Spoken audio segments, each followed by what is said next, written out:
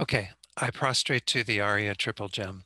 Thus did I hear at one time the Bhagawan was dwelling on massive Vulture's mountain in Rajagriha, together with a great community of monks and a great community of bodhisattvas. At that time, the Bhagawan was absorbed in the concentration on the categories of phenomena called profound perception. Also at that time, the Bodhisattva, Mahasattva, Arya Avalokiteshvara looked upon the very practice of the profound perfection of wisdom and beheld those five aggregates also as empty of inherent nature.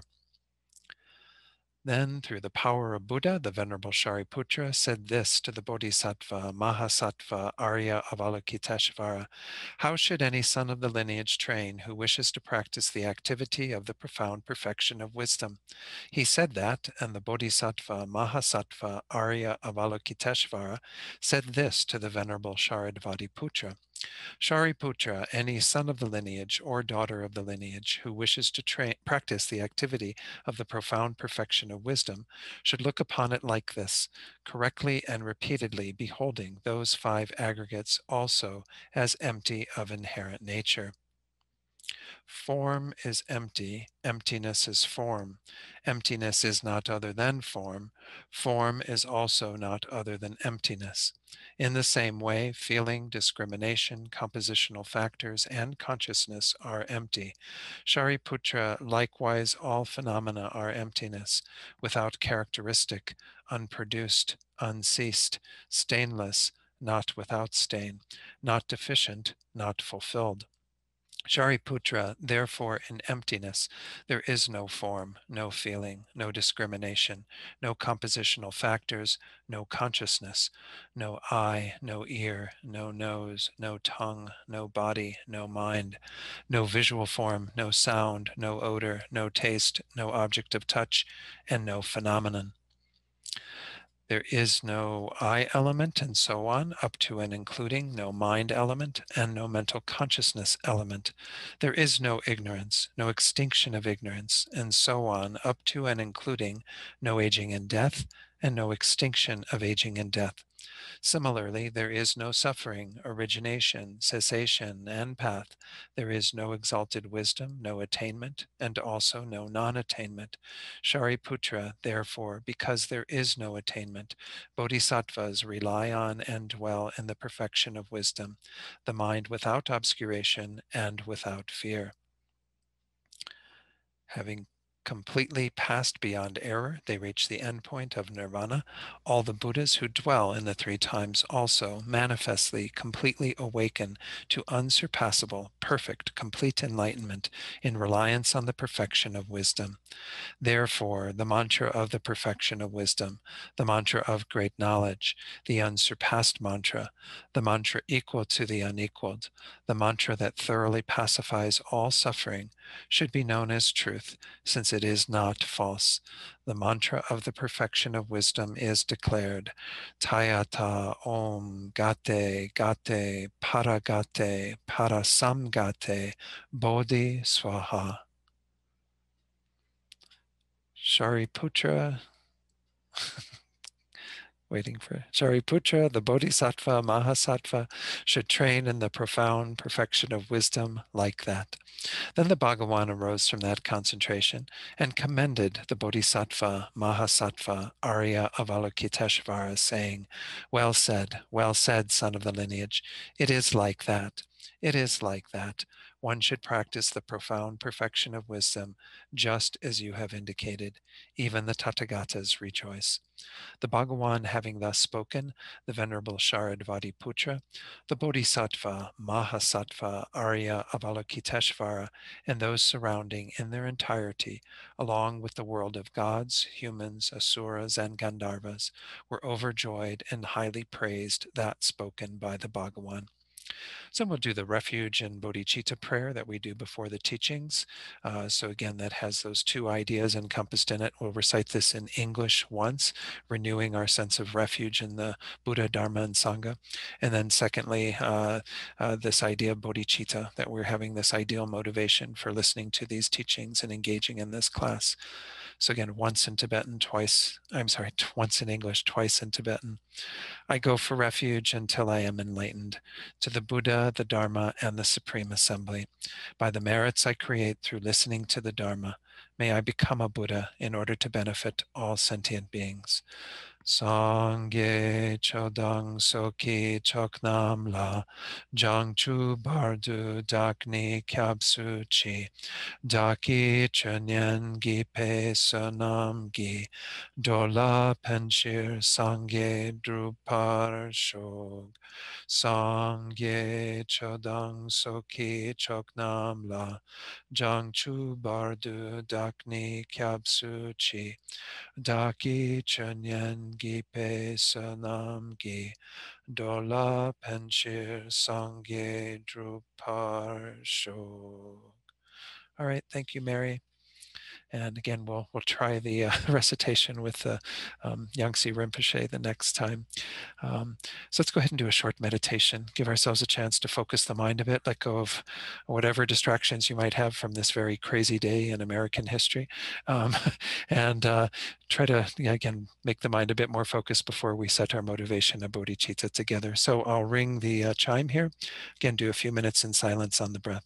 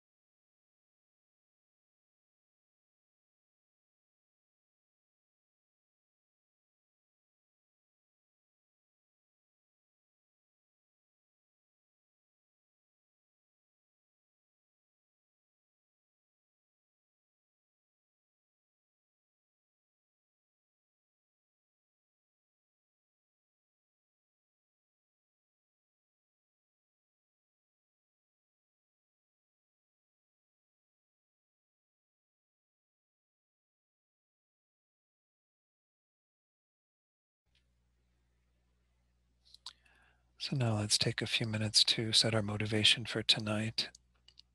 And this course that we're about to embark upon, studying this very profound text of the Heart Sutra, is so important because the wisdom of emptiness that it teaches is absolutely essential for us to realize. The Buddha says that the fundamental cause, the root cause of our being in samsara ourselves, as well as every single sentient being caught up in this cycle of existence, is due to the ignorance that grasps at things to exist in a way that is contrary to how they actually exist. This ignorance that most beings aren't even aware of. They don't realize that they're under the control of this factor. has predominated our lives since beginningless time. It has kept us going from life to life and never finding any true peace or satisfaction. We should feel such great joy that we've met with these teachings and have an opportunity to learn from this sutra exactly how to realize this wisdom of emptiness that will be the antidote to that ignorance, that will completely undo the process of being involved in samsara, and moreover will help us to attain the state of complete enlightenment, Buddhahood. So first, feel that great joy at being able to be here and to study this text and to learn more about emptiness. How amazing this is that we have access to these teachings. But to use them solely for ourselves, while that is a commendable, goal, is not the ultimate goal. Every one of us has Buddha nature. We have the potential to develop our minds to an even greater degree. And in attaining a state of actualizing our full potential, to then be able to help others to do the same. It should break our hearts when we look at other beings and see that, as I mentioned earlier, they're not even aware of this ignorance, much less are doing anything to confront it. So when we see beings and recognize that this is the fundamental error that they are making as well, and it's a needless error, if they too were to actualize this wisdom of emptiness, they could be free from their suffering. They could achieve the state of Buddhahood. So when we generate this motivation for ourselves to realize emptiness, we don't do it solely for our own welfare, solely for our own peace. We do it so we can help others, so that we can bring each and every one of those beings to the state of complete Buddhahood by attaining Buddhahood ourselves. So this is the motivation of bodhicitta that we bring to these teachings that will allow the work that we do together to create the results of our own enlightenment and the enlightenment of all beings.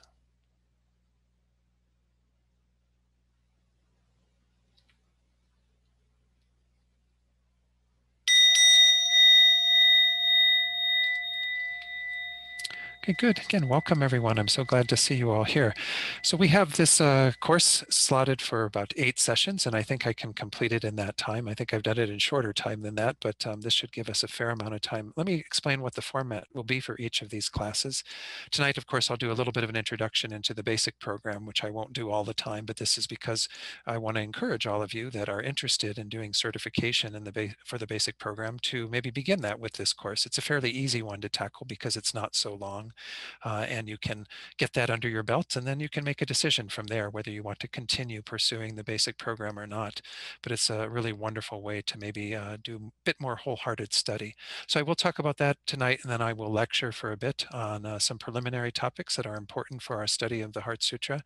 I don't know that we'll get into the actual text tonight, but my plan is to generally, after the motivation and all of that, prayers, to do about an hour or so of lecture. So we'll end sometime around 8:15 here in Santa Fe, and then we'll take a short break, and then we'll reconvene. And Shanka, one of Shanka's things he's offered to help me with is to break people out into small groups, and you can use the homework questions that I hopefully have covered what's on the homework questions in each session as a way of having a small discussion. I think we have too many people to have a larger discussion in all one room, so there are breakout rooms on Zoom, and he's going to help facilitate that. And hopefully we'll get a chance to sample that tonight, try that. After about 20 or so minutes in the discussion groups, then we'll come back in and see if there are any questions, any things that need to be resolved. And then I'll still be here for all of that, of course, and then answer those questions or see what came up in the discussion groups. And then we'll do a closing prayer just to, wrap everything up. And that I hope will be the format for each of these 2-hour sessions that we have planned. So there will be a little bit of a break between my teaching and the discussion group. So you might have to hang in there a little bit longer than perhaps you might be used to. I know it's difficult to be on Zoom for that long, but let me go ahead and go to the screens that I want to share tonight, slides I put together for this presentation. Again, first on the basic program. This was devised by Lama Zopa Rinpoche, and there were many other geshes in the organization involved in putting it together, but it's intended for Dharma students who wish to progress beyond introductory courses. There is no prerequisite involved in taking these courses, though, of the basic program. You don't have to have completed Discovering Buddhism or any other sort of study programs. It might be useful, certainly, to have some exposure to the Dharma prior to taking these courses, because they are, as it says here, for students who are ready to commit to more in-depth study and practice.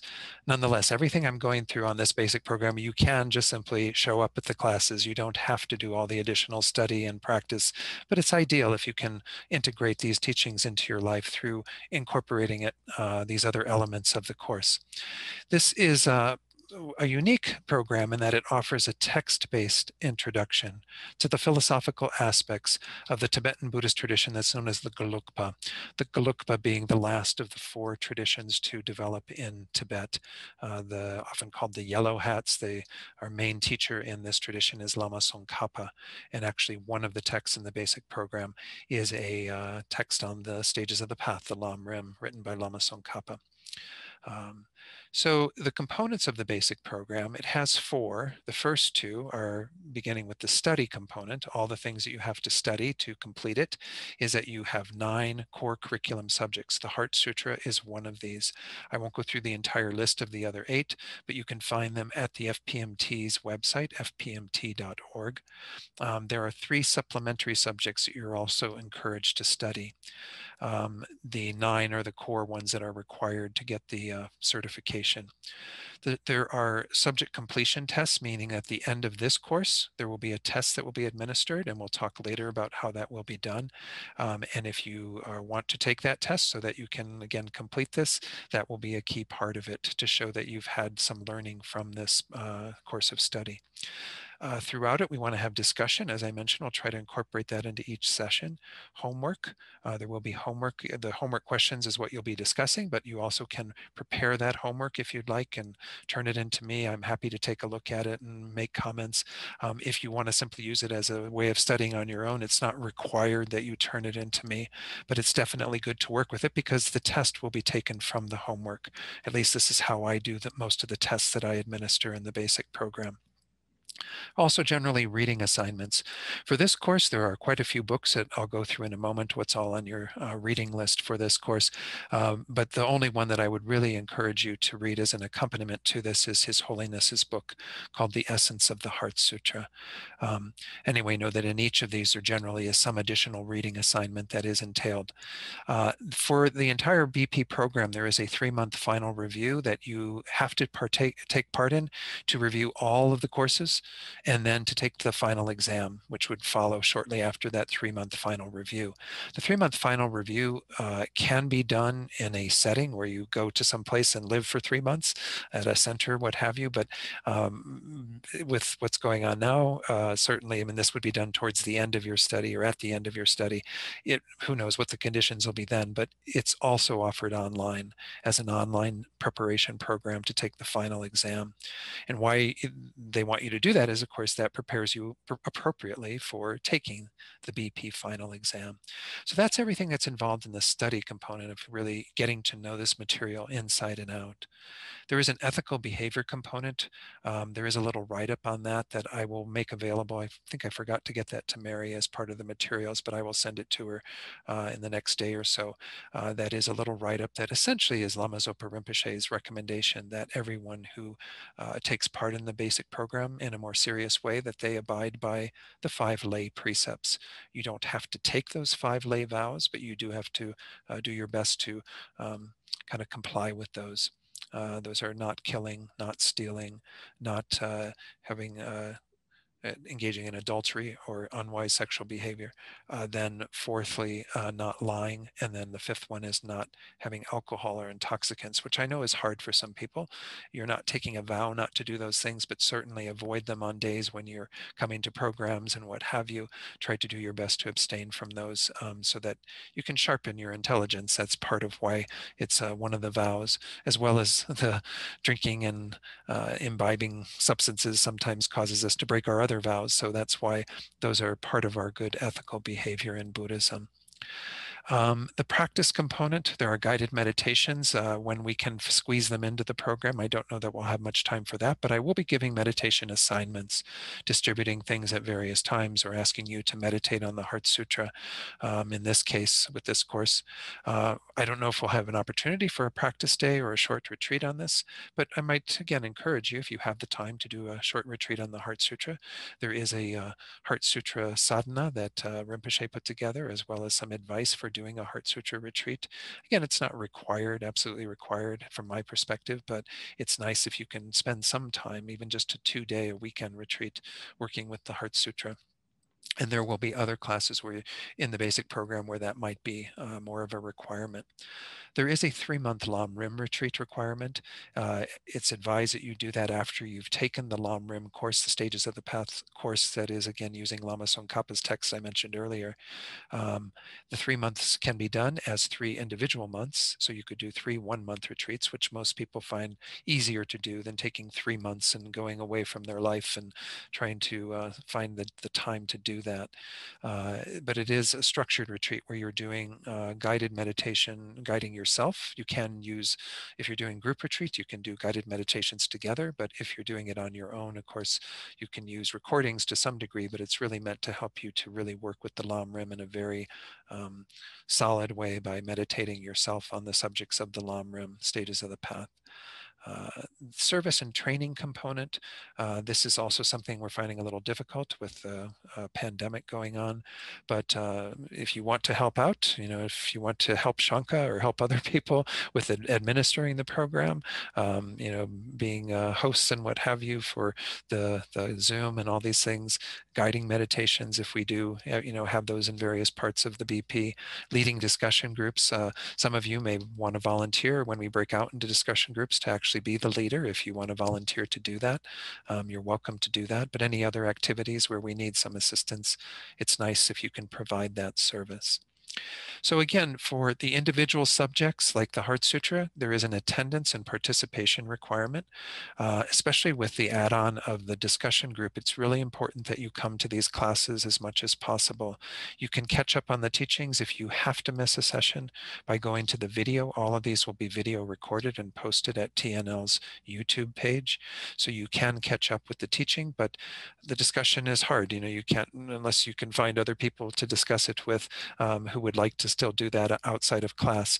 It may be hard to participate from that vantage point. So I'm not going to keep attendance, nor am I going to keep track of what meditations you've done or your behavior, whether you're abiding by the 5 vows. This is entirely on an honor system. So you need to simply make the commitment, if you are going to participate at this level of completing this course, this subject, that you will comply with all of those, doing the meditations that are sent out and so on. Again, the homework isn't a requirement, but as I mentioned earlier, it's a good thing that if you can do it, and I'm happy to take a look at your homework if you want to pass them along to me. The subject completion test for this will be administered again after this course completes. We'll figure out what's a good time frame to do that. We won't do it all in like one session, everybody needing to be online, doing it in one way or something. I will give the test to people and people can do it during a particular period of time. Maybe I'll give you like 2 weeks, 2-week window in which you could do the test. And there's an honor system for that too, in terms of doing it without any of the materials and what have you, at least for the Heart Sutra. That's how I administer that test. So know that every test, every subject has a completion test or tests sometimes, because with a longer subject, they usually don't do one test at the conclusion of like 2 years of study or something. That would be very difficult, very hard. So there's often kind of interim tests. For completing the entire program, completing all 9 core curriculum subjects, as I mentioned earlier, participating in that 3-month final review, which again can be in person or online, passing the BP final exam, and I don't know what they use as the criteria for that, because that's not administered by me as a BP teacher. That's administered by the Olga Plankin in the education department, who oversees the basic program. And then completion of a 3-month Lam Rim retreat, or again, that can be done as 3 1-month Lam Rim retreats. So let me go ahead and stop the share just for a second and see if there were any questions on that. If you do have further questions, know that you can always go back to FPMT's website. They do have some information there, but you can also ask me at a future time. But any questions at this point? Again, one thing I might mention as a kind of a footnote to all of this, you might say, well, okay, if I do it for completion, what's the big deal? I mean, what do I get from that? Well, you do get personal satisfaction from studying at that level, and it does increase your ability to retain the material and to work with the material and integrate it. So there's great benefit to participating at this level of doing all the additional reading and homework and tests and all of these various components. But the other thing that does come along with it is that if you do the entire course, complete all of basic program and get your certification, and having done the retreat, everything else involved, then you can apply to become a registered teacher. And we need more registered teachers in the FPMT always. You can see that there aren't even that many people who can teach basic program in the United States, for example. I think there's just a handful of us who can actually do this.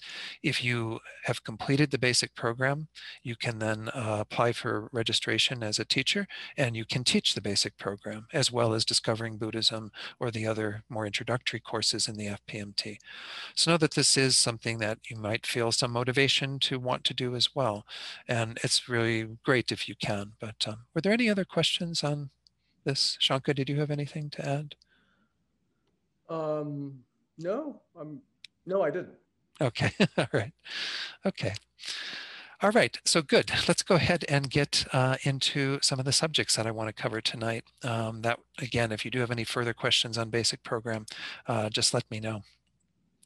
These are the 5 subjects that I want to kind of go in as preparation for this. I don't know everybody's Dharma background, so some of what I might say tonight you may have heard before, but it always helps to hear it again. This is what the Dharma is all about, right? We hear it many, many, many times, and every time we hear it, maybe another penny drops, another little part of it goes in a little deeper. But these are the 5 subjects that I feel are really essential to get us into the ballpark of what the Heart Sutra is all about. The first is just to talk about the teachings of the Buddha in a very general way and the Lam Rim and how all of this kind of fits together. Then I'll go into the 3 turnings of the Wheel of Dharma, the 4 schools of Buddhist tenets. There is an entire basic program course on tenets, these philosophical systems of Buddhism. So know that it's not going to be a real deep investigation into that. It's just giving you sort of the names and a few ideas around them. We're going to talk about the 4 seals of Buddhism, which all these philosophical tenet systems subscribe to in some way. They might talk about some of them a little bit differently, but you may have again heard of these 4 seals. And then we're going to go into the types of selflessness, which is how we look at we're going to touch on that in some of the other subjects, but this is how we are approaching this whole idea of what these teachings on emptiness or selflessness are all about. So this is kind of the overview of that. Let me go into the first topic, which is all about the teachings of the Buddha, and then I'll incorporate those into an understanding of the Lam Rim, the stages of the path. We can essentially say that there are 2 main goals of the Buddha's teachings. The Buddha came to essentially free beings from suffering and place them in happiness. And we can talk about those in terms of 2 different ideas. One is the more temporal goal of high status. By high status, we mean a good rebirth. Some of what the Buddha taught was simply to help sentient beings avoid ending up in unfortunate states. Of course, this is all based on concepts that many of you have studied before in the Lam Rim of looking at karma and the understanding that we are the creators of our own experiences. Every one of us engaged in wholesome actions that led us to have this human life. During this human life, as well as other lives, we are creating or have created causes for future existences. When we get to the end of this life, we want some future life insurance. We want to be assured that there will be a good rebirth, if not a sequence of good rebirths after this. While many of us desire to become a Buddha in this single lifetime, and that can be done, most of us will need a continuity of good rebirths. So the Buddha's teachings, a good share of them, are all about helping us to have what we call high status, to not end up in one of the unfortunate states, the states of an animal existence, or the Buddha also taught existences that we can't access through our understanding in this life or experience in this life, such as the hell realms, the hungry ghost realms. But there are higher states of rebirth, especially this human existence. That's very important because we can do a lot with this human existence. But there are also God realms and demigod realms, realms where you have greater pleasure, but perhaps not the opportunity that we have in this human life. So nonetheless, this is part of what the Buddha taught. The Buddha gave us tools through teaching, especially on karma, about how to attain high status. The second one is what we often call definite goodness. The first one is goodness. Getting a good rebirth is goodness. But this is definite goodness. This is certain goodness. This means that we will attain a state that is certain to be good. If we end up as another human being, there's no certainty that we're going to continue to have such good fortune. In that human life, we may fall under the sway of the afflictions and create negative karma and fall from that state. And there's a lot of things that can happen as long as we're still in cyclic existence. But definite goodness means both liberation, which in this tradition we use liberation to specifically refer to the individual liberation from samsara, from this round of existence, from going from life to life through the force of our karma, having to continue to take another rebirth again and again. That state of liberation is a path that the Buddha taught. We'll see in a moment. This is the Hinayana path, the path of individual liberation, the individual vehicle, as Dr. Robert Thurman calls it. The other goal that is within definite goodness is complete enlightenment, Buddhahood. And again, we distinguish that from individual liberation because enlightenment is part of the Mahayana, the universal vehicle, where we hold the welfare of all beings as our goal. And we recognize that we need to become a Buddha in order to accomplish that. So if you attain the state of liberation or enlightenment, and again, the Buddha taught both the Hinayana path to liberation, self-liberation, as well as the Mahayana path to enlightenment, then you will have attained definite goodness. There's no reversal from that. There's no falling from those states. It's not that you become liberated and then suddenly you're back in samsara again. Once you are liberated for good. And that's why it's definite goodness. And the same goes for enlightenment. So in terms of these, I have a few more slides to share. High status, as I've talked about already, can be attained with mundane means then, worldly means, which is essentially conforming one's actions to the law of karma. Following this law of cause and effect, that again is not something the Buddha imposes on us. This isn't, the Buddha is not like a creator God that establishes the laws of how things work. The Buddha simply makes us aware of that law. That law is already there. It's already happening. It's been happening since beginningless time for every one of us, and it will continue to happen. We can say even in the state of Buddhahood, there's some level of karma involved, although it's no longer contaminated by any delusions, any ignorance. Karma is the whole, it's kind of embedded within the understanding of cause and effect. It's just specifically cause and effect in relation to the experience of beings. So we can have an effect on our high status through being attentive to the law of karma. There's even a little verse I'm sharing tonight with you from a text by Nagarjuna, his precious Garland. It says, desisting from all non-virtues and always engaging in virtues with body, speech, and mind, what are often called the three doors, these are called the three forms of practice. So to refrain from virtue and practice virtue with regard to my body, my physical actions, with regard to my speech, and with regard to my mind, these are the three forms of practice. So again, this is the core of our practice. The essence of our practice at the very lowest level is to attend to creating virtue and avoiding non-virtue. And that's how we create high status. Through these practices, one is freed from becoming a hell being, a hungry ghost, or animal, those three unfortunate states, is reborn as a human or God, and one then gains extensive happiness, fortune, and dominion.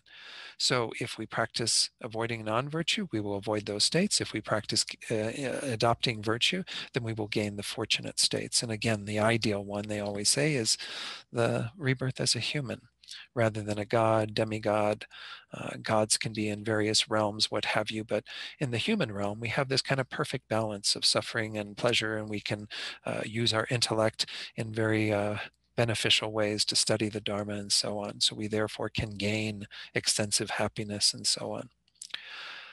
The other goal that, as I mentioned, definite goodness. So for liberation and enlightenment, the supramundane realization of emptiness is required. So you can get good rebirths by not ever studying emptiness. You may never hear the word emptiness, but if you practice the law of cause and effect, karma, well, then you're going to still get good rebirths. But to gain liberation and enlightenment, you need this supramundane achievement. Supra meaning kind of above, beyond the mundane, the worldly, having transcended worldly existence through having had direct insight through a non-conceptual mind into emptiness. You then can achieve those goals. Therefore, as it says here, it is necessary to have the correct view of emptiness to attain these lasting states of well-being.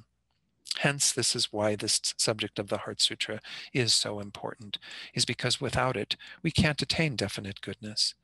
You know, you can certainly go far with the teachings on karma in terms of getting plenty of good rebirths, an entire continuum of lives where you have all this amazing good fortune, but you're never going to actually attain any sort of lasting state of happiness, because you need to realize emptiness directly, this wisdom of emptiness, which again, if this is a new subject to you, know that we'll get into this in much more detail throughout this course. You'll have a greater understanding of what this means, this word emptiness. Those who do not know emptiness, again, to quote a different text by Nagarjuna, that I don't know which text this is. It's in one of the texts that's actually on your reading materials. And I forgot to go through that earlier, but I'll go through that before we conclude tonight.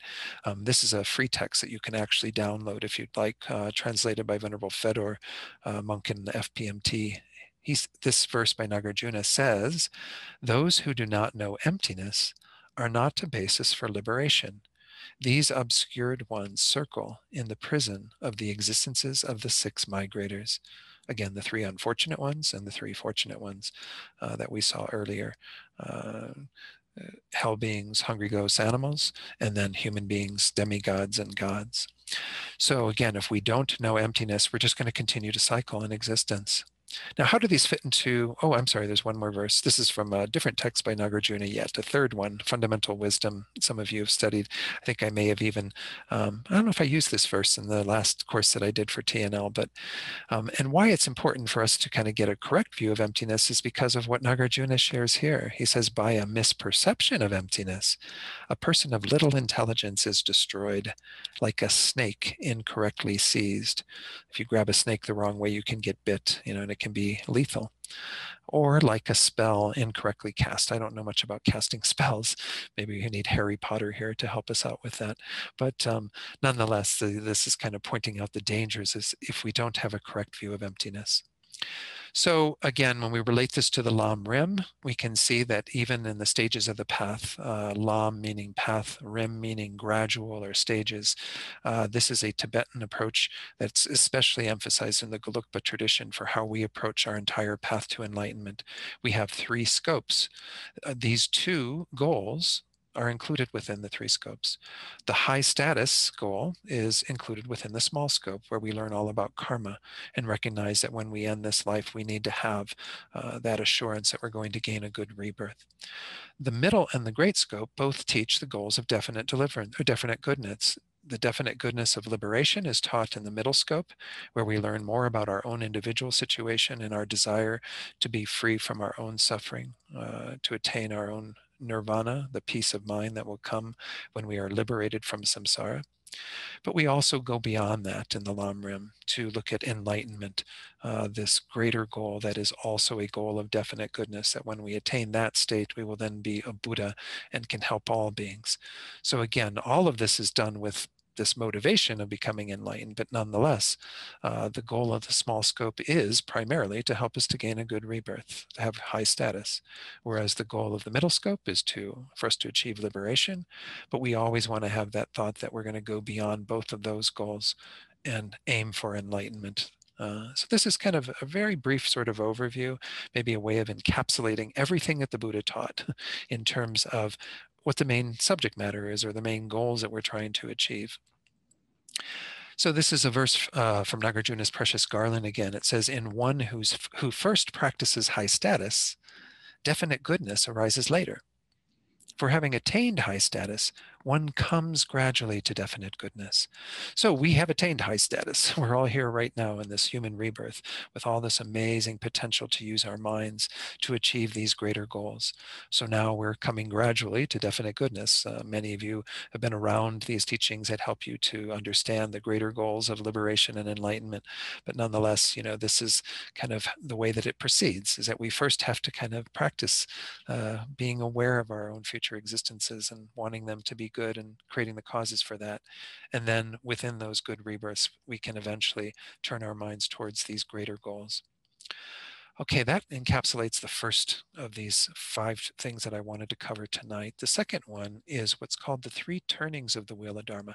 So in the first one, we looked at kind of the general teachings of the Buddha in a very broad way in terms of what the main goals are. All of them, again, related to the Buddha's desire to alleviate the suffering of beings.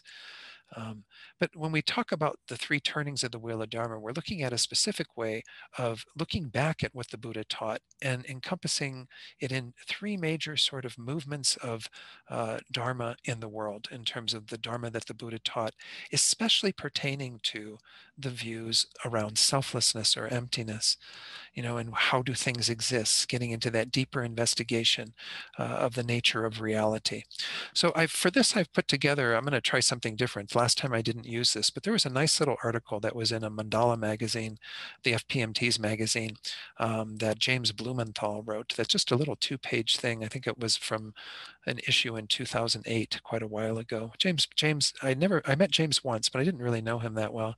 But he passed away, unfortunately, maybe about 5-6 years ago. He was one of the professors at Maitripa College, where Yangtze Rinpoche teaches. So let's look at these 3 turnings of the Wheel of Dharma, which are a way of encapsulating a good portion of what the Buddha taught in terms of the main views that he was putting forward. So here's James Blumenthal's beginning with something from him. He says, the 3 turnings of the Wheel of the Dharma mark 3 historical points at which new developments in Buddhist thought emerged in India. Turning the wheel is a metaphor for the setting in motion of new teachings. So we can say the Buddha, kind of taught over the course of these 45 years, 3 different major categories of things that have to do with new revelations that the Buddha was giving that help people to go deeper in their understanding of the Dharma. Though the teachings of all 3 turnings are said to have been spoken by the historical Buddha, the second and third turnings, those characterized as Mahayana wheel turnings more specifically, were not publicly known until centuries after the passing of Shakyamuni Buddha, because those were set out in the Sanskrit texts, and there's a whole mythology around them and how they ended up in different realms, and they eventually came back into this realm through Nagarjuna's efforts and what have you. Anyway, there's a bit of mythology around that, but know that not all 3 turnings are teachings that the Buddha gave during his 45 years roughly of propounding the Dharma. This in brief is what we're going to be talking about over the next several slides.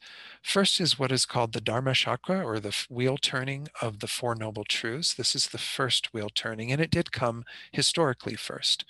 This encapsulates or begins with the very first teaching the Buddha gave to the 5 disciples. They became his disciples. They were 5 practitioners, ascetics that he was practicing with prior to becoming enlightened.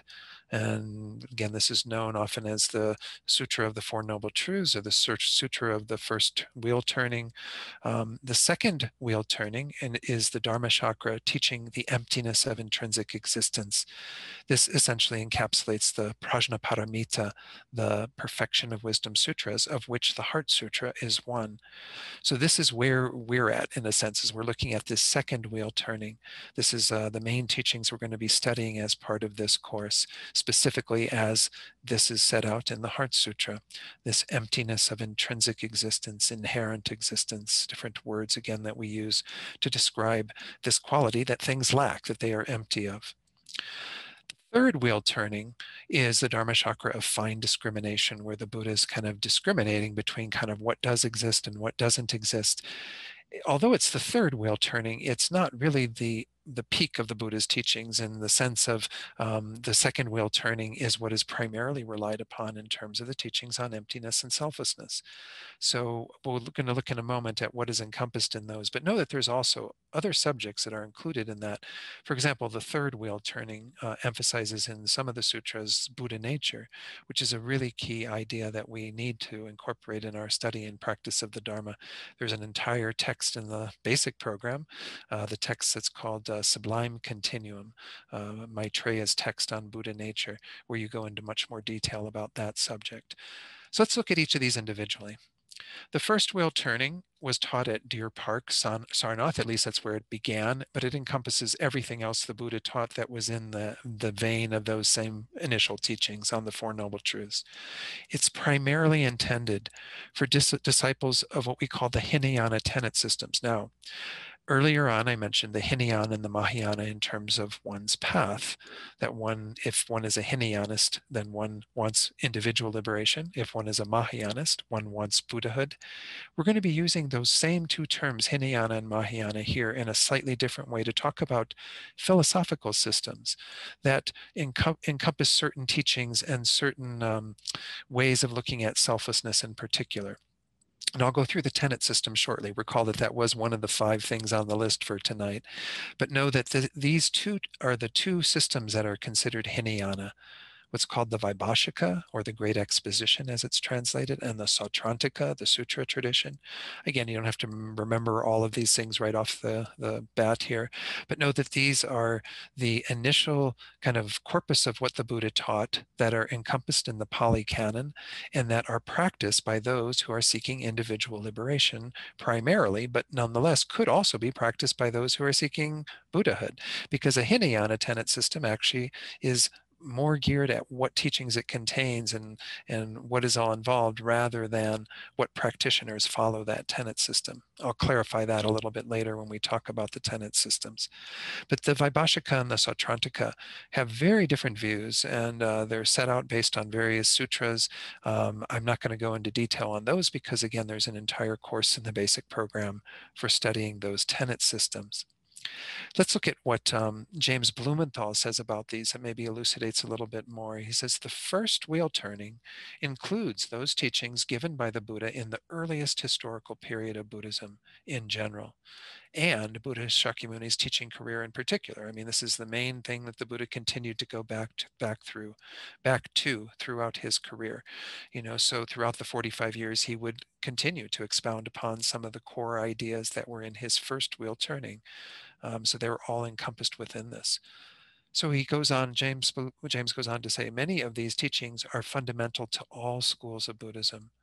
Teachings such as the Four Noble Truths, the Eightfold Path, selflessness to some degree when we call it anatman, which again I'll be talking about later tonight if I get to that far tonight, dependent arising, especially the 12 links of dependent arising, which some of you have studied before in the Lam Rim and so on.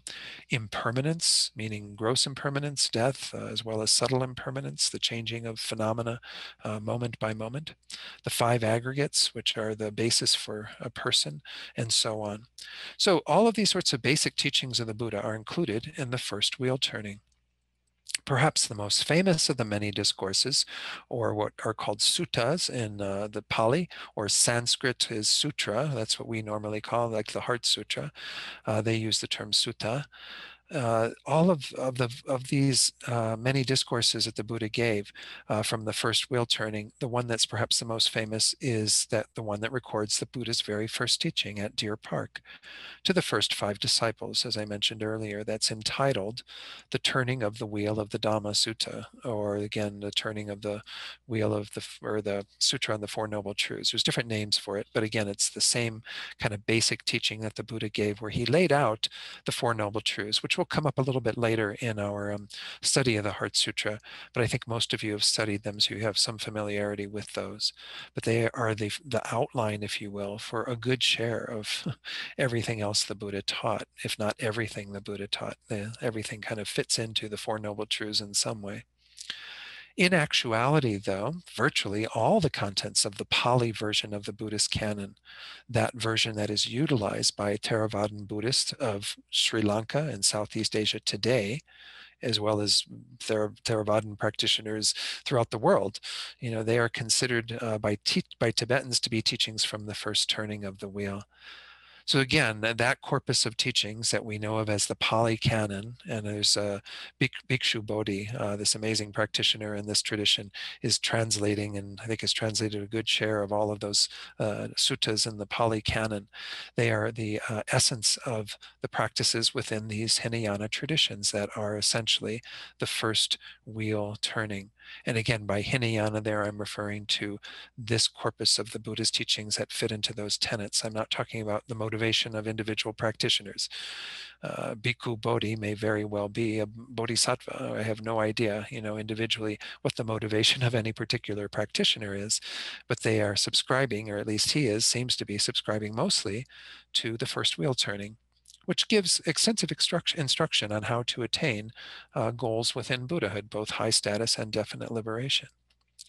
The second wheel turning, which again is the one we're primarily concerned with here in this course, teaches the emptiness of intrinsic existence, as I said earlier. It was taught mostly, if not almost entirely, on Vulture's Peak near Rajagriha. That's why that is usually stated at the beginning of the Heart Sutra and other sutras in this Prajnaparamita literature.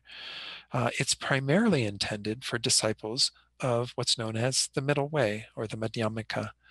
The Madhyamika is one of the two Mahayana tenet systems. So again, Mahayana tenet systems teach both the individual vehicle and the universal vehicle, but they are Mahayana because they teach deeper emptiness teachings. They have a greater view of what selflessness is.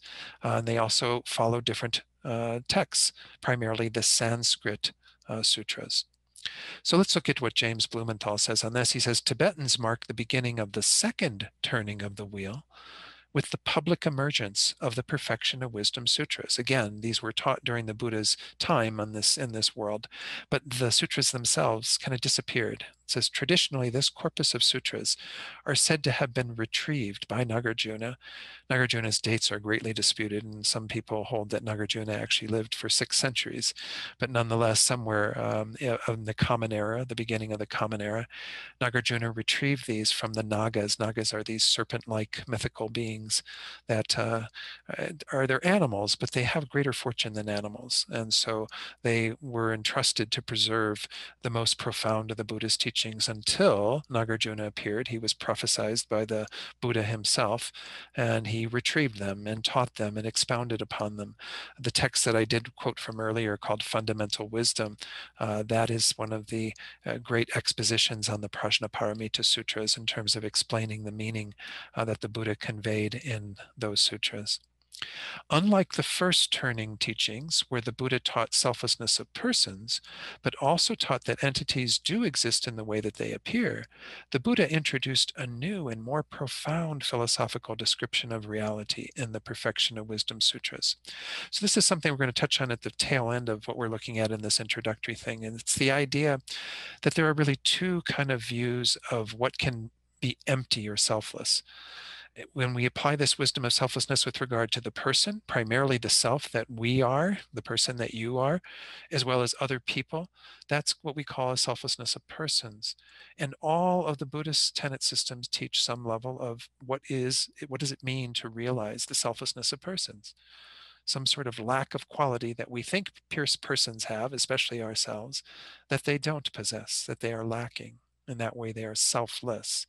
They lack this fictitious self that we believe is there. But in the Mahayana tenet systems, the one we're looking at here in the second wheel turning, which is called the middle way, the Madhyamika, and then the one that we're going to look at in the third wheel turning, that's called the mind only, or the Chittamatra. These both teach a selflessness of phenomena, meaning phenomena other than persons, meaning that everything that exists, like this little metal bowl that I ring for the meditation, everything that exists in our world, not just ourselves, also we imbue with a sense of self that it isn't there at all.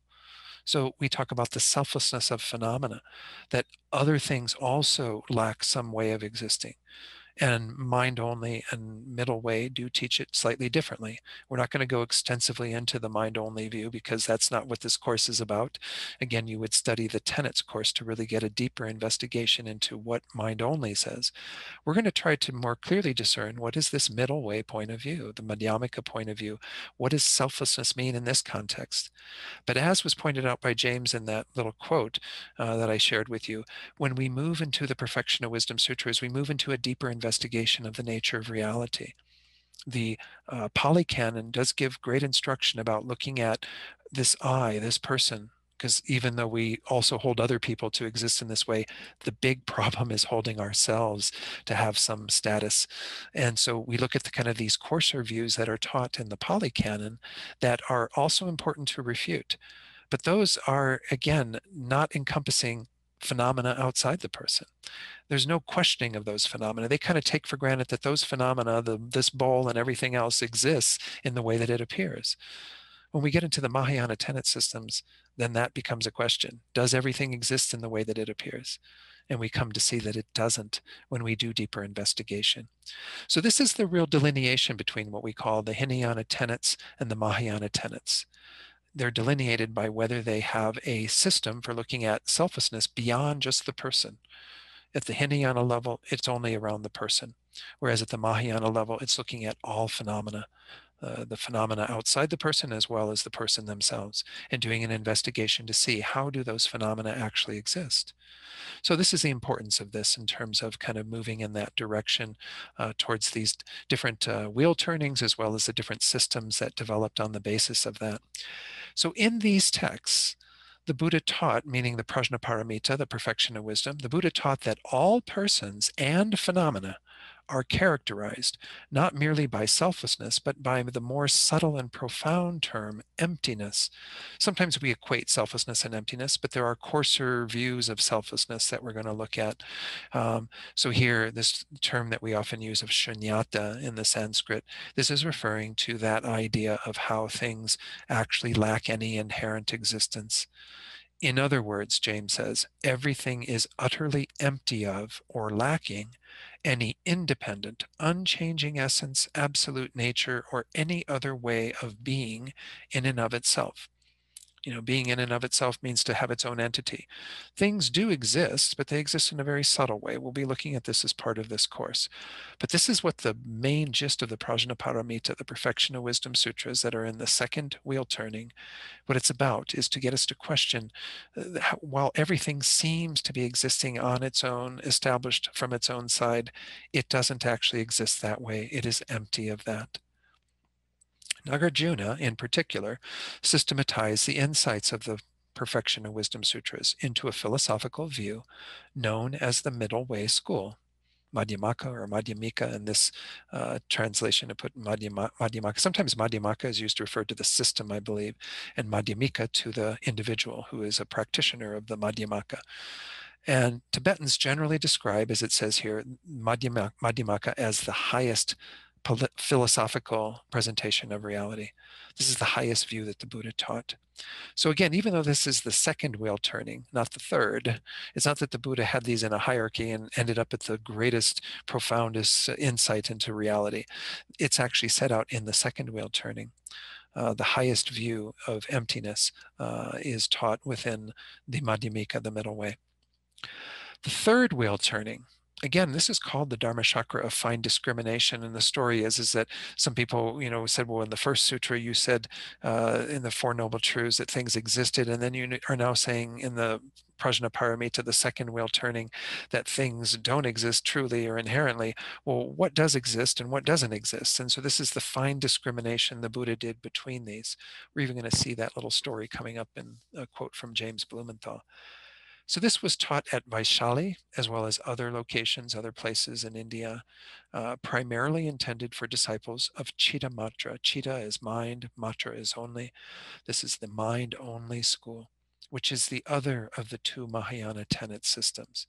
Again, we have two Hinayana tenet systems, Vaibhashika and Sautrantika. We have two Mahayana tenet systems, Chitta Matra and Madhyamaka or Madhyamika. Let's look at what James says on this. He says the third turning of the wheel derives from a group of sutras that became publicly known around the 4th century and were utilized by the great master Asanga. Again, he may have lived at the same time of Nagarjuna, depending upon how long Nagarjuna lived, if he lived those 6 centuries. But nonetheless, around this time, he systematized the mind-only school. It's called Chittamatra generally, sometimes Yogacara, yogic practice kind of school. The mind-only school is also a Mahayana philosophical school in that it asserts the emptiness of both persons and phenomena. However, the specific description of emptiness in the mind-only school differs from that of the middle way school. And this may be about all that I say about it, is what James shares here, and I'll do my best to explain it in a very brief way. Whoops, I hit the wrong thing here. Sorry, let me take it off. Otherwise it might take too long. Okay, where were we at? I went too far. Okay, there we go. Sorry. I have to make sure I don't hit that key again. It asserts the emptiness of both persons and phenomena. However, again, its description of emptiness is different. Let's look at how he talks about that. The middle way school defines emptiness, and this is what we're examining in this course. An object's lack, or persons lack, any particular phenomenon's lack, of any independent permanent essence or nature in and of itself, something that is established from its own side. The mind-only school defines an object's emptiness as a lack of an essence that is utterly distinct or separate from that of the consciousness perceiving it. Okay, so you might think, well, what does that mean? What, based on a sutra of the Buddha, in particular the Sutra Unraveling the Thought, what the mind-only school and what Asanga kind of elaborated on was this idea that it does have some grounding in how things do appear to us. Karma is involved in our appearances of things. But what they do is they take it to a greater degree, and they essentially say that you have a mind, and that on that mind is imprinted various karmic seeds, or what we call bakchaks, these kind of latencies that give rise to various appearances. Within that mind, you have two things arising. You have the subjective appearance of kind of a subject knowing an object, and you have the objective appearance of this external object out there. So let's use something different for that. We use the bowl. So you have this subjective awareness of the bowl and the bowl itself that is the object. What they say in the mind-only system is that what we have the illusion that there's a real external object here, but that external object is arising from the karmic seed in our mind, giving rise to both of those things, the subjective awareness and the objective experience, so that there is no real external world. They use the analogy of a dream and take it even more literally than what the middle way school does. They say that everything is like a dream and that there's only an appearance, just like in the dream state, it's all in your mind. There's no real object out there. If you're dreaming about an elephant, there's no elephant in your room. You're simply creating a vision of an elephant from your subconscious that is arising with a subjective awareness of an elephant and the elephant appearing. They say that this is what our waking life is like, that essentially the external world is only arising from a seed of karma on our own minds. Now, there is some, again, shade of that in the middle way, but not to the point where we would deny external objects. According to the middle way, external objects exist, and they do exist as external objects. How we experience them and how we know them is influenced by our karma, but they do still exist as external objects. Mind only goes a little further and says there are no external objects. You might even wonder, well, why would the Buddha teach such a thing? They actually say that the people that follow Chittamatra, or that find those teachings very useful, are people who have a strong attachment to the external world. Maybe some of us qualify for that, and we might benefit from mind-only teachings. But if we have this grasping at all the objects of the world as if they were real, just like if you're in a dream and you have objects of desire appearing to you and you start getting very excited about things, or you have objects of hatred appearing and you get very angry in your dream, well, we know that we're stimulated by those things. If we're stimulated by those external objects to have a lot of attachment or anger or whatever arise, then if we think that they're not real in the way that they appear, there is no real external world, then it diminishes that. Just as if we had lucid dreaming and we were aware in our dreams, we wouldn't be getting caught up in those dream objects. So it's a very similar idea here in terms of how mind only works with this idea. So they say phenomena are empty. These external objects are empty of existing as external objects. The truth of them is that they are appearing from that common seed that gives rise to the subjective awareness and the external object. It's all an illusion, like a movie that's going on in our minds or something. So that's about, again, about all I want to say about mind only in this, but just know that it's relevant because we look at, again, this is another way that in the teachings of the Buddha, in this third wheel turning, that he talked about this whole idea of emptiness, or again, selflessness. So for the middle way school, this is reiterating a bit of what I just said, phenomena are empty of their own unchanging nature. For the mind only school, phenomena are empty of subject-object duality. They're all arising from the same thing. So therefore, the illusion of there being a subjective awareness and an object that is being known is an illusion. It's not reality. They do not have a nature that is different from the nature of the consciousness that perceives them, because both of those arise from the same imprint or latency. The most famous sutra sources among many for this school of thought, as well as what are included in the third wheel turning, are the one I mentioned earlier, the Sutra Unraveling the Thought, and the Descent into Lanka Sutra. This is just, again, peripheral information. This is not something you absolutely have to know. But since James shared it, I thought it was useful. He says, now this is something he shared at the beginning of his discourse on this, but nonetheless, I think it's useful here. He says this whole language of the three turnings was first found in the most famous sutra from the third turning, the one that I just mentioned, the Sutra Unraveling the Thought. In that sutra, a disciple respectfully asks the omniscient Buddha about what appears to his limited mind to be a contradiction in the Buddha's teachings. He asks the Buddha to explain why he explained that things do exist in the teachings from the first turning of the wheel and that they are empty of true existence in the second turning of the wheel. Remember, I mentioned this a little while ago. The Buddha's response to this question forms the basis of the third turning of the wheel. Tibetans traditionally frame the new developments which form the basis of new philosophical schools, such as the Middle Way school in the second turning and the Mind Only school in the third turning, in this way to help make sense of the different presentations on the nature of reality found in the Buddhist canon. In fact, there are many people who might look at this from the outside, people who are new to Buddhism or who don't know anything about Buddhism, and say, wow, you have to actually look at what the Buddha taught and try to figure out what was the right way that the Buddha taught about reality. If he at the beginning teaches that things do exist and he doesn't go into any denial around phenomena beyond the person, and even there the views, as we're going to see, are very coarse. And then later he introduces this whole idea of emptiness of inherent existence. And then later he goes on to talk about this things arising from a common seed and there's no external objects. You might think, well, God, he's a crazy teacher. He doesn't teach the right way to everybody. There is this whole concept in approaching the Buddha's teachings that understands that the Buddha gave teachings according to the disposition of who was in the audience and what would help them most in terms of their own minds. As I alluded to just a short while ago, the mind-only teachings, as I said, are for those people who have that great attachment to the external world or great involvement in the external world. And if they begin to think of the external world in that way, they can begin to lessen some of that.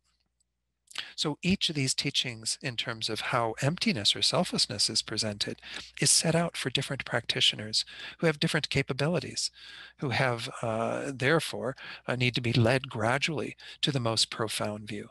So there's no fault on the Buddhist side in doing this. This is actually a very clear way of guiding people according to what will help them to the greatest degree. So this is the last little bit that James shares. It is traditionally explained that the Buddha taught the different turnings to different disciples according to their propensities and their capacities for understanding. So this gets into the whole topic that I want to introduce here, and that may be all we have time for. Maybe I'll try to do a little bit more, but this is this whole idea of what we call in the, it's essentially a study of hermeneutics. If you've ever heard of hermeneutics, it's all about the study of how you interpret things, what does require interpretation, what doesn't, versus, what can we take more literally. So that scriptural passages are to be divided into what we would call definitive, meaning that these can be taken on face value as what they are, and those requiring interpretation, which means we have to look at them through another lens, is taught in sutra itself. through the four reliances, where we see that we need to rely on the doctrine, not on the persons who are giving us that doctrine. We have to actually look at the Dharma itself and not, get caught up in the person who is conveying that. We have to rely on the meaning of the doctrine, not on the mere words. We also have to rely on definitive sutras, not on those requiring interpretation, which of course that begs the question, well, what are definitive sutras? What are sutras that require interpretation? And then finally, in the end, even after having relied in the proper way through those prior three, the fourth one is that we have to rely on a deeper wisdom that we accumulate ourselves through our own investigation and meditation, not on mere knowledge, which is mere, kind of assimilating it at a very superficial level. We actually have to integrate the teachings and come to see their truth for ourselves. So, given that we are in this particular, that by the way was from Jeffrey Hopkins, this amazing book called Meditation on Emptiness that is pretty difficult to read, but nonetheless is very valuable to get to at some point in your Dharma practice and study. There's another passage where he goes into a little bit more about how is definitive and interpretative experienced in the Prasangika Madhyamaka, the real definitive school of the middle way of the Madhyamaka. The differentiation of what requires interpretation and what is definitive, in other words, what can we rely upon as definitive, as meant to be taken in the way that it's worded, versus what requires us to do deeper investigation, interpretation, is devised, he says, from the viewpoint of the subject matter in the passage. It's not even necessarily entire sutra. It has to do with the individual passages within a sutra. A sutra mainly teaching the ultimate, though, emptiness, is said to be definitive, especially those passages that teach on emptiness. Whereas one mainly teaching conventionalities, which are any other phenomena other than emptiness, is said to require interpretation. Now, maybe I'm throwing a lot at you tonight on this first night, but this really does come down to what we are doing in our investigation, looking into these teachings, specifically of the Perfection of Wisdom Sutras. As I said, the Buddha taught all of these things over the course of 45 years. Well, how do we know what is really the truth that we need to finally assimilate and get into our minds in order to achieve the goals that we set up in the very first part of tonight's talk, right? Especially the goals of definite goodness, the goals of attaining liberation and enlightenment. When you read the sutras of the Buddha, and some of you have done that, looked at the Prajnaparamita sutras, you can see that there are times where it's very difficult to discern the meaning of those. And so you might think they require interpretation on that basis, but because they are teaching ultimate truth, because they are teaching emptiness, they actually are meant to be taken quite literally, but we still have to understand them. We have to assimilate them into our understanding and into our wisdom eventually. So there is a process that we have to go through of taking those definitive teachings and actually assimilating them. And that's what this whole course is about. But to understand that everything else that the Buddha taught that's not about emptiness in some way needs to be interpreted. Why? Because it's not final. It's not the final wisdom that the Buddha taught. Even the wisdom of knowing the law of cause and effect, karma, is obviously not final. It helps us to gain mundane results, to have, an understanding of how we gain experiences on the basis of our actions. But it doesn't, you know, kind of undo the chains of samsara, the bonds of samsara, and allow us to actually remove our ignorance. So all of those things that are taught on a more conventional way do require some level of interpretation. Why? Because they're not being presented from the vantage point of this deeper wisdom, this deeper understanding. So while everything kind of does exist, it doesn't exist necessarily in the way it's set out in the Buddhist sutras. It's only emptiness that is the ultimate truth that we can rely upon in terms of what the Buddha taught. Now, as I said, this is the specific view of the middle way school. If you ever do study the tenets course, you'll see that each of the individual tenet systems has its own way of talking about what's definitive and what's interpretable. But from the vantage point of this middle way school that we're studying here in this course, this is really the point of view that we need to embrace, is that we're going to rely upon these teachings on emptiness as being kind of I don't want to use the word gospel truth, but nonetheless, this is the stuff that we need to actually look at as the key to developing the wisdom that the Buddha intends for all of us to develop. So there is, again, a whole text by Lama Tsongkhapa called The Essence of Eloquence, where he gets into the Mahayana Sutras in particular and picks apart things in terms of what is interpretable and what is definitive. It's an amazing course of study. I haven't done the entire text, studied it with a Lama. I did get some teachings from His Holiness on the text as well, but it's a very difficult text. But it's, again, this process of needing to investigate what the Buddha taught so we can come to understand that the wisdom that the Buddha was driving us to realize can be perceived if we rely upon what is definitive within the teachings. Okay, so I didn't get anywhere near as far as what I thought I would. I think I'm talking too much, perhaps, but that sometimes happens on Zoom. When people interrupt me by putting up a hand or something, then I often stop talking for a while. But so we're at about 8:21 here. Maybe we'll take just like a break till 8:30, if that's okay. And then when we come back, we'll see if we can do a little organization into some form of a discussion group. And I think you still have a couple of questions on the uh, quiz that you're the homework for this time this week that you can look at. So anyway, let's take our break before it's the time's gone. So we'll reconvene right around 1/2 past. So I'll see you shortly. Okay. Bob pointed out to me that we lost Shanka somewhere along the way, who was going to do all this wonderful magic on Zoom and put people into breakout rooms. So what I think I might do, first of all, I realize I missed one slide that I wanted to share on this topic of kind of the interpretive versus the definitive teachings. And that's a little quote from, I found in A Dose of Emptiness, which is a text by Kedrip, who was one of Lama Tsongkhapa's main disciples. And in it, there's a verse from the Samadhi Raja Sutra, the King of Meditative Stabilization Sutra, where this is set out. Again, this is one of the main sutras that is relied upon beyond the perfection of wisdom in terms of the middle way point of view. The Tathagata, the Buddha's teachings on emptiness, should be known as examples of sutras of definitive meaning. Whichever ones teach about beings, personality, or man, human beings, whatever, should all be known as the doctrines of provisional meaning or interpretative meaning, that we have to do something in order to kind of not take those on face value. So those, again, let's go ahead and maybe just open it up to questions, and we won't do a full discussion tonight. Maybe there's not as much to discuss tonight as there will be in future classes anyway, but does anyone have any questions from anything I've talked about tonight? I realize it's a lot of terminology, so. Anyone? Yeah, Mary. Gen Don, if you'd like, I can do breakout rooms if you'd like. But if not, it's no problem. Well, let's skip it tonight, and we'll try it next week. And because what I was thinking is, I'll see if there's questions. We'll answer whatever questions, and then maybe I can go ahead and do a little more lecture so we can get a little bit further in the material. But if everyone's okay with that, maybe your heads are full at this point. So, anyone, any questions?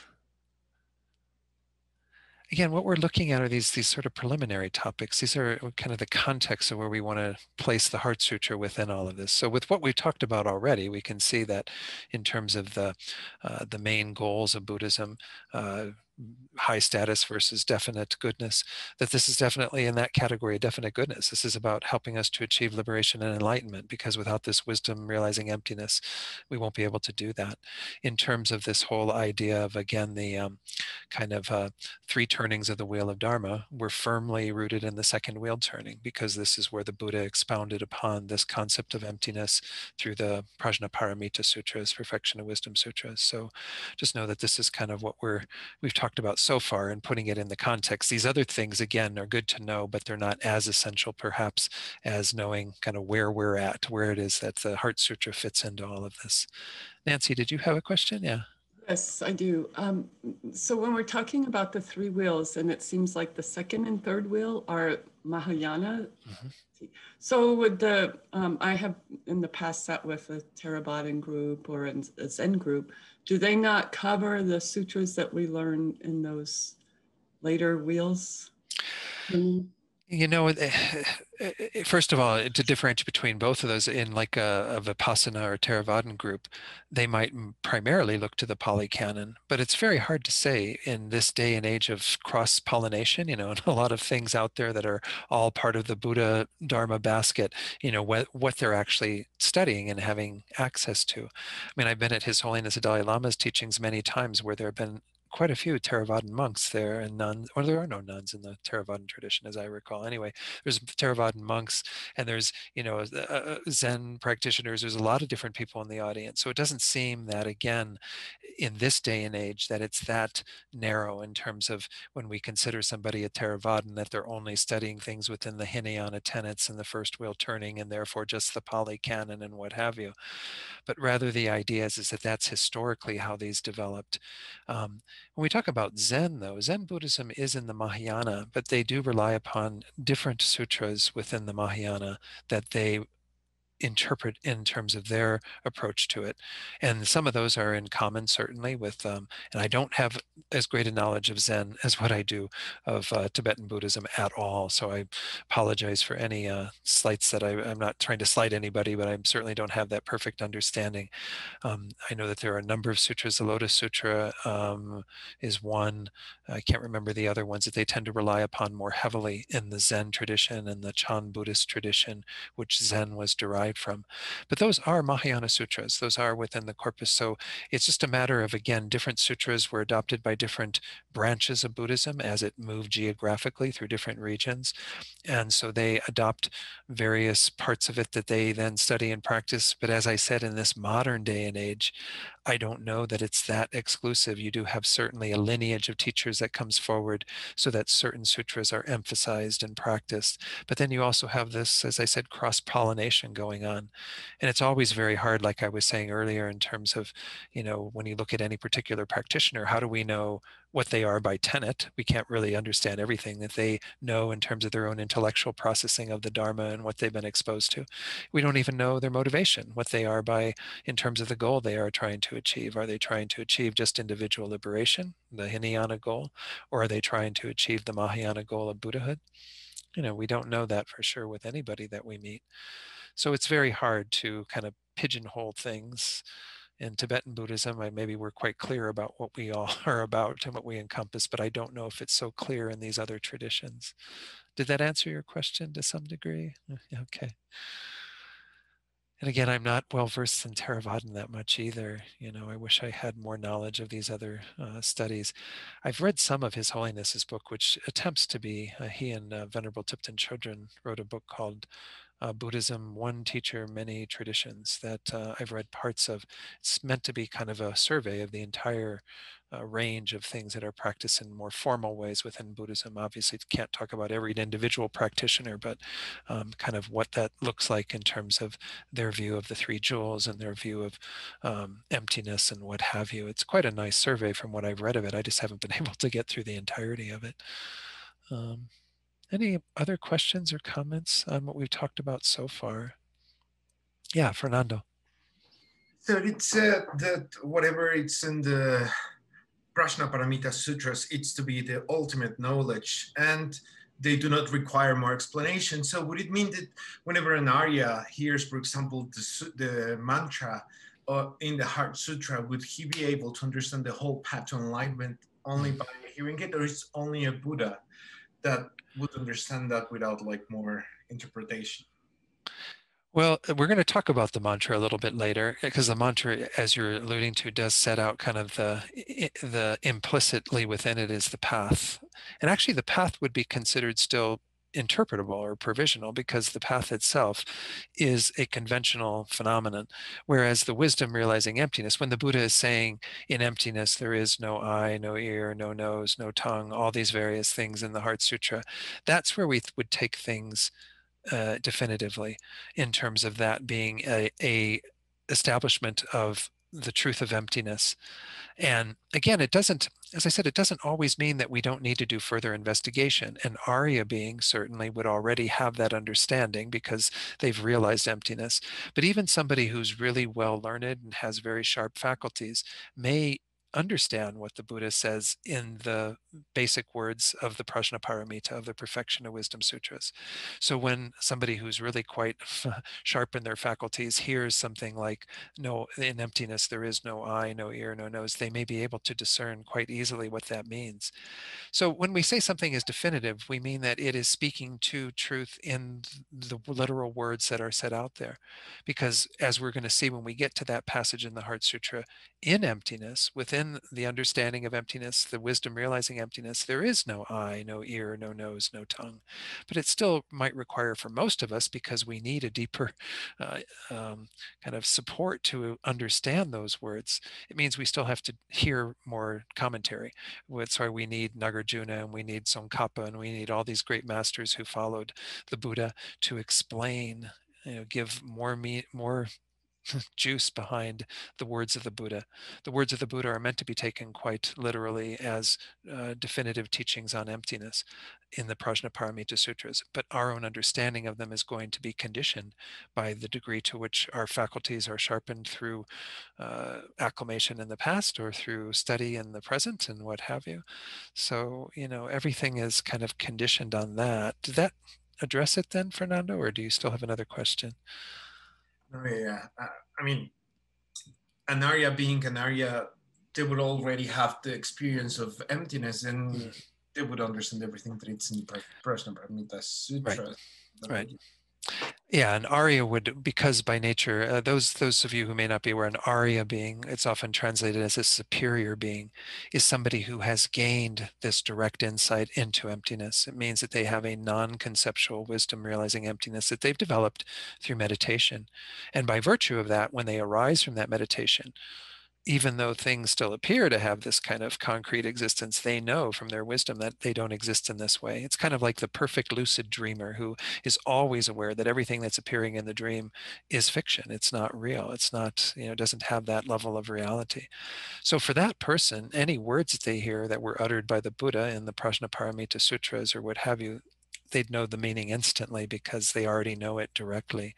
Those conventional words are alluding to the wisdom that they've already incorporated into their mind. So, but yeah, as we're going to see, I mean, even parts of the Heart Sutra, some of it is still what we would call conventional, but the sutra itself is considered definitive because it is teaching the final view of emptiness. And according to this branch of the middle way that we're going to see when we get to the little slide on tenets, that it's called the Prasangika or Prasangika. I don't know how to pronounce Sanskrit that clearly, but anyway, this is the consequent school of the middle way that is said to be the most refined view of the middle way perspective on reality. So it has the final thought of the Buddha in terms of emptiness. So any other questions or comments on what we've talked about so far? Well, then let me dive back in. I hope you're okay with just doing a little bit more. I realize it's a lot to shove into one evening, and they won't be maybe quite as heavy in technology, or technical terms, I guess is a better way to put that, in the future. But nonetheless, we're dealing with a pretty heavy subject here. So, fasten your seatbelts. It's going to be a bumpy ride. The next topic is just to touch on these four schools of Buddhist tenets that it's very hard to talk about any of these subjects individually because they overlap. As we saw with the three turnings, we looked at those four schools, that the first two of these tenet systems or schools were what the first wheel turning was directed towards. The Madhyamika was for the second wheel turning, the Chittamatra for the third wheel turning. But nonetheless, I want to at least give you a little overview of those tenet systems. Hinayana tenets, which again mainly teach a selflessness of persons as their means of attaining liberation or enlightenment. They have the Vaibhashika, the Great Exposition, and then the Sautrantika, the Sutra school. And there are subdivisions within each of these. The Vaibhashika has 18 subschools. The Sautrantika has 2 main branches, but again, I don't need to go into all that. That's for the tenets course. You'll get to that eventually if you do continue with basic program studies. Then within the 2 Mahayana tenet schools, you have the Chittamatra, the mind only. And then I highlighted this in orange. This is where we're at, is the Madhyamika or Madhyamika, the middle way school, Within that, there are two sub-schools. The one that you haven't heard yet tonight is Svatantrika, the Svatantrika Madhyamaka. This is often called the autonomy middle way school. And I'm not going to talk about them quite so much, but we do touch on them here and there in this commentary on the Heart Sutra. The one that we are studying, again, is Prasangika. This is the consequence middle way school. They're called that because they say that you can get at a true meaning of emptiness by seeing the consequences of holding to the opposite. If you think that things exist from their own side, intrinsically, inherently, then you can see that there are consequences that are entailed with that. For example, if things existed inherently, they couldn't change. They wouldn't be able to change. There'd be an inherent, unchanging, fixed nature in things that would never transform into anything else. So this is, again, the consequences are used as a primary tool within this tradition, but in a more precise way, they are also looking at a very different view of emptiness in terms of a middle way view than what Svatantrika is. Svatantrika doesn't go quite as far in terms of what they're refuting. So again, I'm not going to go into all of those fine points of these tenet systems, but just simply introduce these. So then it is important, once more, I've mentioned this earlier, that we do distinguish between somebody who is Hinayana or Mahayana by tenets, which is what we just looked at in the previous slide, right? We have these different tenet systems. And again, you can find books out there as well as the basic program course that go into these different schools of thought. But we can then also distinguish Hinayana or Mahayana by path, meaning what one individual practices, whether we practice the Hinayana paths, which lead to individual liberation. Remember, I mentioned that earlier when we talked about the goal of definite goodness, or the Mahayana path that leads to enlightenment. Within the Hinayana, you're going to see these two terms later because we do talk about them later when we get into the sutra. The hearers, or the Shravakas, these are one class of Hinayana practitioner. And then we have what are called the solitary realizers. This term is pratyeka Buddhas. They're not Buddhas. The word Buddha is used there to refer to a realizer. That's what we could say is the root of that word. But they're solitary realizers. They are realizers that need to, in their last lifetime, realize their own liberation apart from other beings, especially from other teachers and so on. Anyway, we'll talk a little bit about those two practitioners later. But the Buddha did set out a path to liberation, achieving one's own liberation for hearers and solitary realizers. The third type of practitioner is the Bodhisattva. The Bodhisattva is a practitioner of the Mahayana path that leads to Buddhahood. So I just wanted to make sure that, again, when we use these terms Hinayana or Mahayana in terms of tenets, we're talking about an approach to how they set out selflessness or emptiness. In the Mahayana tenets, there's a bigger view of that, as we saw earlier. And then when we talk about Hinayana or Mahayana by path, that gets more at the individual's motivation and what they are aiming for. So we can say that, going back one slide to these, that within the Vaibhashika and Sautrantika, there are all three vehicles. You can be a practitioner of the Vaibhashika that is a bodhisattva. Now, will you attain Buddhahood on the basis of that? According to Prasangika Madhyamaka, no. But nonetheless, you can have that motivation of becoming a Buddha within that tenet system. And you can have that within the Sautrantika as well. And in the Chittamatra and the Madhyamaka, you can have the lower motivation of wishing only for your own liberation, as opposed to being a bodhisattva. Even though these are called Mahayana tenets, not everybody who practices them or studies them is a Mahayana practitioner by path. They're not all bodhisattvas or bodhisattva wannabes. So that's all I want to say about the four schools of Buddhist tenets.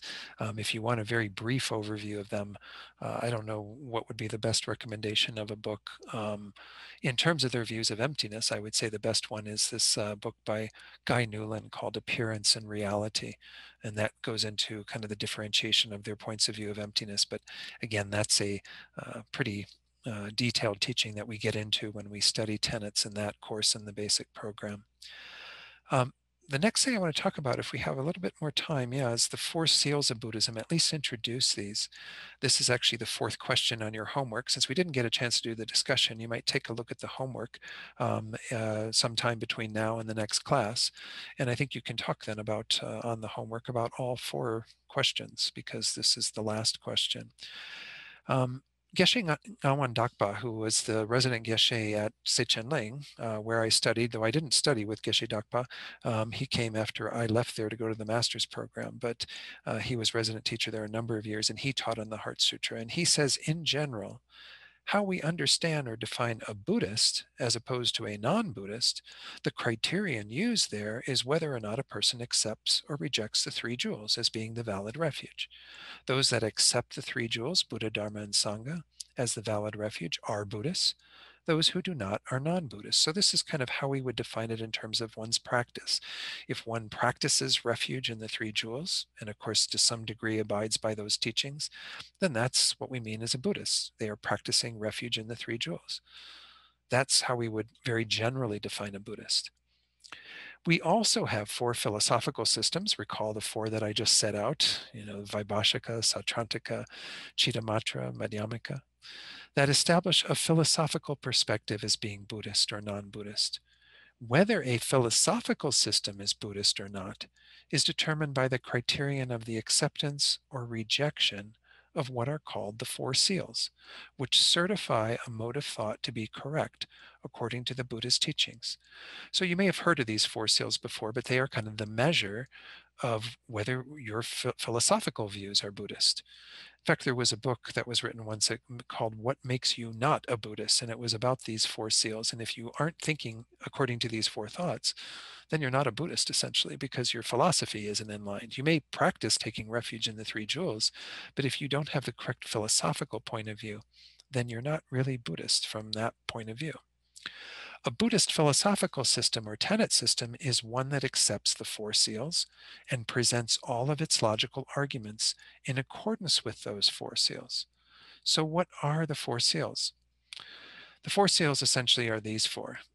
And I'm going to do a little slide on each of these with, well, actually not all of these, because I'm going to talk about them first, and then I'm going to talk a little bit about what Geshe Dakpa says. But the first one, all composite phenomena. What are composite phenomena? Again, in more technical terms, this means all things that are composed, that are produced, that arise from causes and conditions. So this is most of the stuff we deal with in our world, right? We arise from causes and conditions, our bodies, our minds, tables, chairs, computers, phones, everything arises from causes and conditions in our physical world. All composite phenomena are impermanent. This is one of the core teachings of the Buddha, that these things change momentarily. And some of them even have grosser impermanence and go out of existence, such as this body, is a body, Don's body, my body, you each have your own body. At some point that will cease to be your body. That will become worm food and, be consumed by cremation or whatever, plans you have for this body after you depart from it, after your consciousness leaves. So there is gross impermanence, but here we're talking about subtle impermanence. We're talking about the fact that everything that arises from causes and conditions changes moment by moment. That's what we generally mean by the term impermanent in Buddhism when we talk about this degree of subtle impermanence. This is a key Buddhist teaching, that everything that is produced has this nature of impermanence. Number two, all contaminated things and events are unsatisfactory. Contaminated in what way? Now, this might get interpreted by different tenet systems in different ways, but the general consensus is that it's contaminated by some level of ignorance. If we have this ignorance as the root motivation within our minds, everything we create from that vantage point, which is the world that we live in through our karma, our experiences in that world, again through our karma, all these things that are contaminated with our ignorance are unsatisfactory, meaning that they are dukkha. The very first teaching of the Buddha, again, the Four Noble Truths, that was the first noble truth, the truth of dukkha, of unsatisfactoriness. It's often translated as suffering, but we mean that the entire thing that we are involved in is unsatisfactory, that all contaminated things and events are in that nature. If they're together with ignorance and produced through ignorance, they are in the nature of dukkha. They are suffering, they are miserable, they are suffering. So that's the second of these. The third is where we're looking at in particular with regard to this text, is really understanding a deeper view of what this third one means. All phenomena are empty and selfless. empty and selfless, it sounds like you're saying the same thing, but actually in a very coarse way, we have to define these a little bit differently. And we're not yet really talking in terms of all schools of Buddhism having these four seals as their foundation, them all defining that emptiness or selflessness the same. That's kind of what I was pointing out earlier, right? When we talk about the Hinayana tenet systems, they don't teach an emptiness of inherent existence of the person and phenomena. They only might talk about the person, and they might not even define that emptiness or selflessness the same way. So again, this one gets defined a little bit differently from each individual tenet systems, but nonetheless, we would say that all phenomena are empty and selfless. And I'm going to talk about that more in a moment if I have another few minutes, but I may not get to all of that. But the fourth one is, of course, this concept that is taught in Buddhism, that you can attain true peace through attaining nirvana, the state where you have completely removed what afflicts the mind. Nirvana is generally equated to the state of liberation, though we can say that there is what we call a non-abiding nirvana, that is the state of Buddhahood. The difference between those two is that the nirvana that a practitioner of the Hinayana attains, they abide in that sort of solitary peace. Whereas when a Buddha attains their nirvana, this non-abiding nirvana, they don't abide in that. They actually stay active in the world. This is the whole reason why we want to become a Buddha, is right. We attain that state of peace within our own minds, in that omniscient state, so we can then be active in the world and not sort of check out and abide in that sort of solitary peace. So the fact that nirvana is true peace is sort of the punctuation mark at the end of these four seals, just saying that this is a key thing that is taught in all of these systems of Buddhism, that you can attain a true pacification of your dukkha and of all these negative states in the mind by some means, again, different means that are taught in each tradition, each tenet system. So let me go through this rather quickly, and then we'll maybe start with this because we've only got 5 minutes or so left. If we look at the four Buddhist tenet systems and how they understand the four seals, we can say broadly that they agree on the first two, and I would say they even agree on the fourth. To some degree, they might define what is a nirvana, or what is it that you've abandoned to achieve that state of nirvana. They might define that differently, but essentially the first two and the last one, there's no real difference in the coarseness or subtlety in regard to the first two, as far as understanding impermanence and misery, how all the compounded are phenomena and all defiled things are misery or suffering, dukkha. Where is the big difference in these tenet systems? It's in the third of the four seals, that all phenomena are empty and selfless. The first aspect, that all phenomena are empty, is also agreed upon by all tenet systems, but here we're not defining empty in the way that we are going to talk about in this course. In particular, what this means in this context is that the self, that which accumulates karma and experiences its good and bad results, that self is empty of being permanent, partless, and independent. This is a very gross form of self that we are refuting here. Again, I don't want to go into it in great detail because this kind of goes beyond what we're studying in the Heart Sutra. But know that the Buddha did teach in those lower tenet systems, and it is held certainly by the Mahayana tenet systems, that there are different views of selflessness. This particular one has to do with the fact that, remember how I mentioned earlier when we were looking at James Blumenthal's little passage, he said, anatman, this term in Sanskrit, anatman, there is the atman in these Vedic traditions. This is kind of like a soul.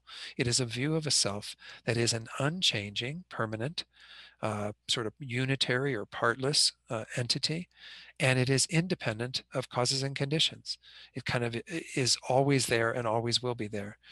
And of course, if you've ever studied Vedic traditions, which again, I'm no expert on, but their whole point is that you want to become aware of your Atman, and that your Atman is essentially no different from Brahma or Vishnu, whoever it is, the deities that you're kind of working with, so that you kind of merge with that deity and no longer see sort of the separateness of that.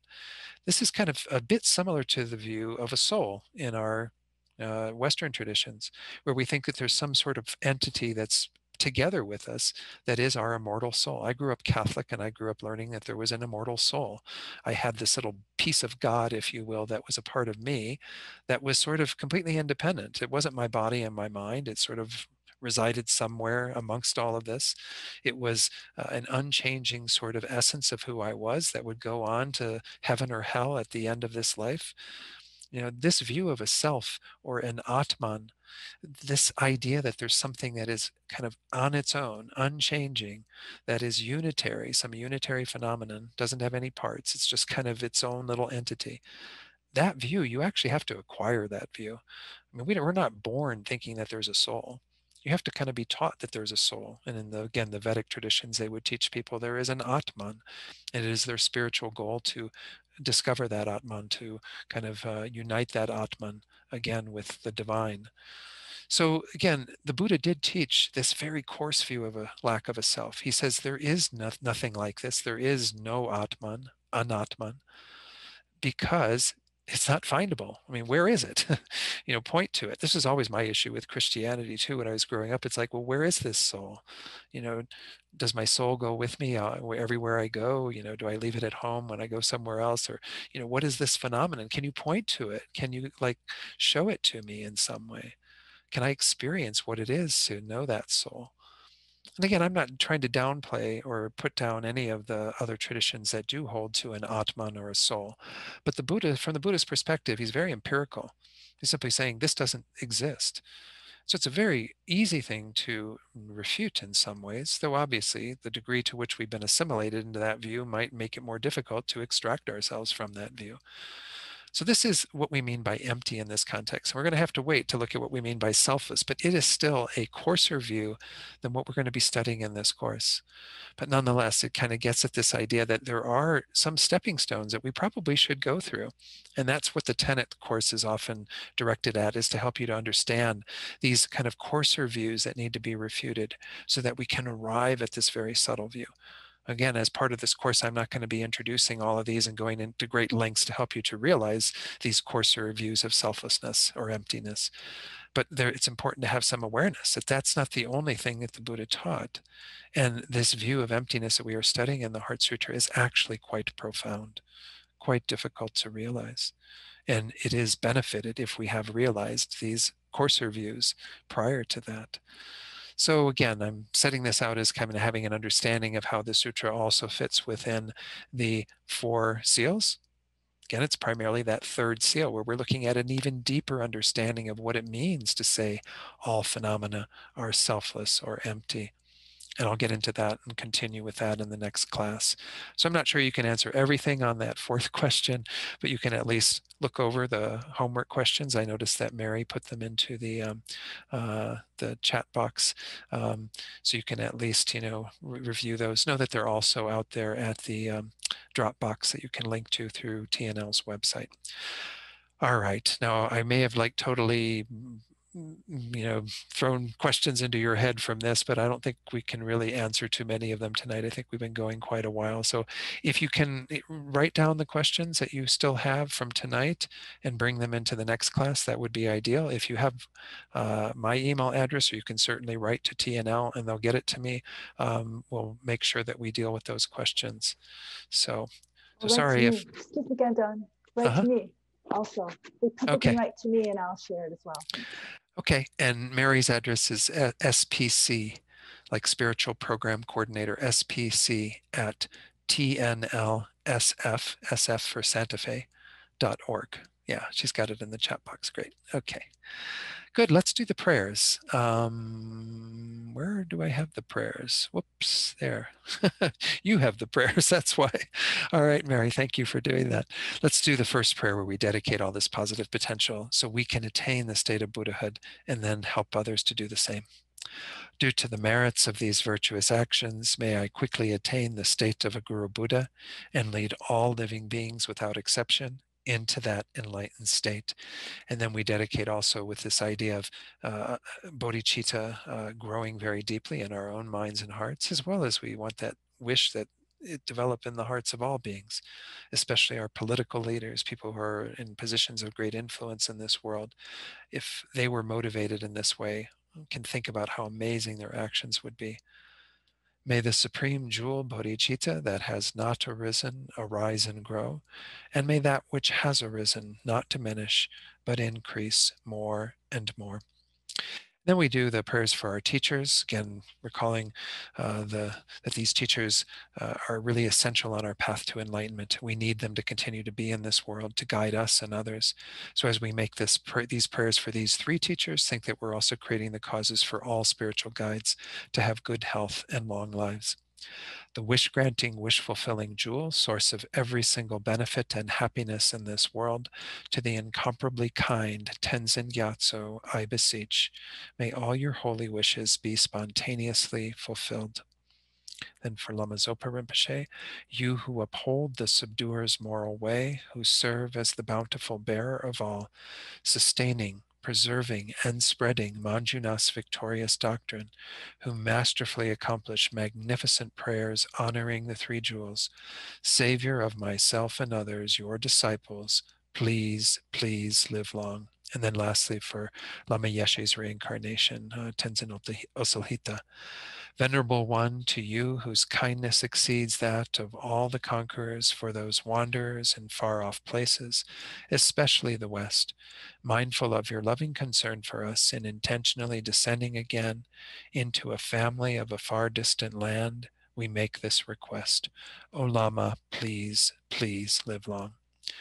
And then to conclude, dedicate for anyone else you're holding in your heart right now, those beings who are experiencing some difficulty, obstacles, who are experiencing illness, who have died or who are dying at this time.